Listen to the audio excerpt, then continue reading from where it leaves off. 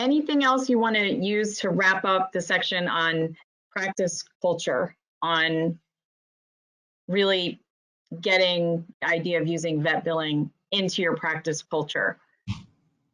So I think, go ahead, Laura. I think it's just repetitive conversations with your staff and listening to your staff when they're interacting with clients and just making sure that they're being really solid with their conversation. Mm-hmm.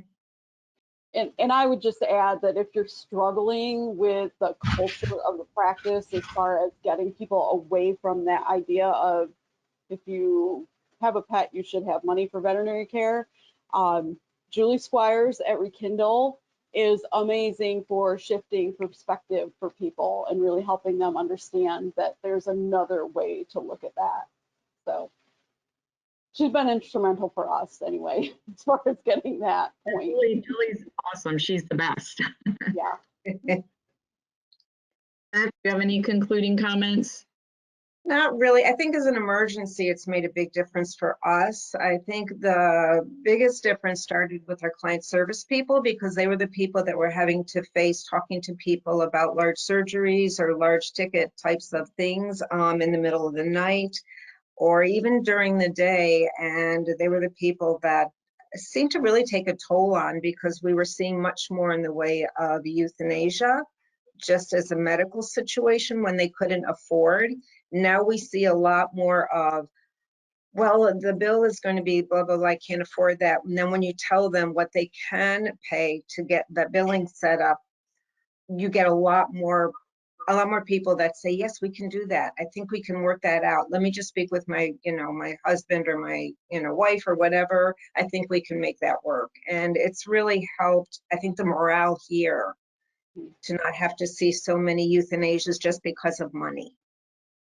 I was going to ask, as you were talking, so what has the impact been on practice culture as far as sense of well-being, and not just Beth to answer, but any of you, as far as, do you feel like it's made a difference to your team to have this additional tool that is something that they can go to for helping clients manage costs?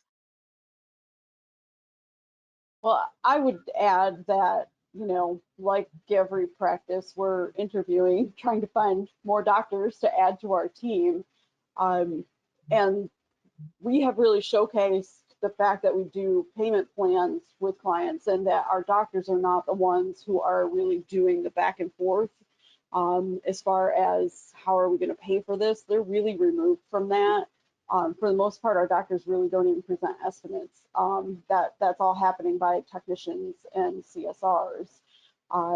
So the doctors that we have interviewed, and we actually have had interviews because we put this in our ad, we created a recruitment video, and so that has generated interest. And those doctors that have come in to interview are really excited to hear this. I mean, this really impacts a lot more than you think it's going to. It's really a huge piece of culture, being able to find ways for clients to get the treatment that they want. They just can't afford it all right this second. And that really impacts mental health in our field. Mm-hmm. So they were actually excited that you guys do payment plans instead of terrified? Yes, they were. I mean, they're newer doctors too. So, I mean, they've grown up in a world where, everything is a payment subscription. So it's sort of unusual that, veterinary medicine is kind of this last standout of being a cash business. So